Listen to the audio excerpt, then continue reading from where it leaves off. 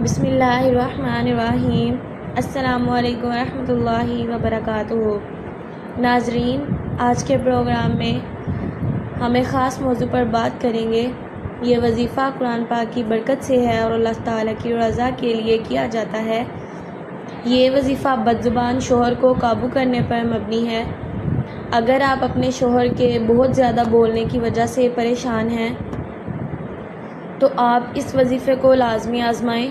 انشاءاللہ آپ کو اس سے بہت فائدہ ہوگا۔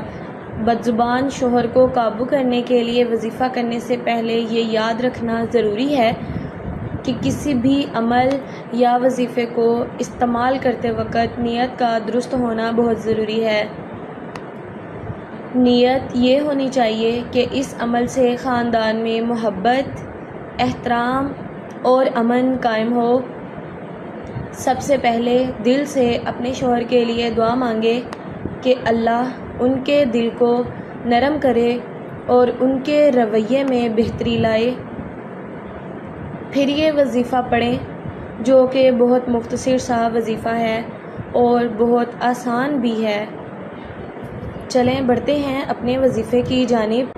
یہ وظیفہ آپ نے مغرب کی نماز کے بعد کرنا ہے۔ سب سے پہلے 11 مرتبہ درود شریف پڑھیں، پھر اس کے بعد سورۃ الفاتحہ 7 مرتبہ پڑھیں، پھر یا ودود 300 مرتبہ پڑھیں، آخر میں پھر درود شریف 11 مرتبہ پڑھنا ہے، اور اللہ سے دعا کریں کہ آپ کے شوہر کے دل میں آپ کے لیے محبت اور احترام پیدا ہو۔ اللہ تمام بہنوں کی مدد کرے۔ یاد رکھیں کہ صبر اور محبت سب سے بہترین ہتھیار ہیں۔ ایک بیوی اپنے شوہر کے ساتھ اچھے تعلقات کے لیے اللہ سے مدد مانگ سکتی ہے۔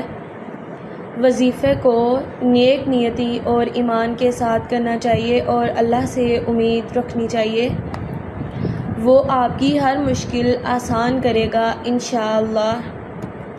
وظیفہ کے بعد اس طرح سے دعا کریں، یا اللہ میرے لیے میرے شوہر کے دل میں محبت پیدا کر دے اور ہم دونوں کو ایک دوسرے کی عزت کرنے کی توفیق عطا فرما اور ہمیں ذلیل و رسوا ہونے سے بچا، آمین ثم آمین۔ یاد رکھیں کہ وظیفہ کرنے کے بعد دعا کی قبولیت کا دار و مدار اللہ تعالیٰ کی مرضی پر ہوتا ہے۔ امید کرتی ہوں آپ کو ویڈیو پسند آئی ہوگی۔ ویڈیو پسند آئی ہو تو ویڈیو کو لائک اور شیئر بھی کر دیں۔ اگر آپ کو اس سے فائدہ ہو تو ہمیں کمنٹ کر کے لازمی بتائیں۔ شکریہ۔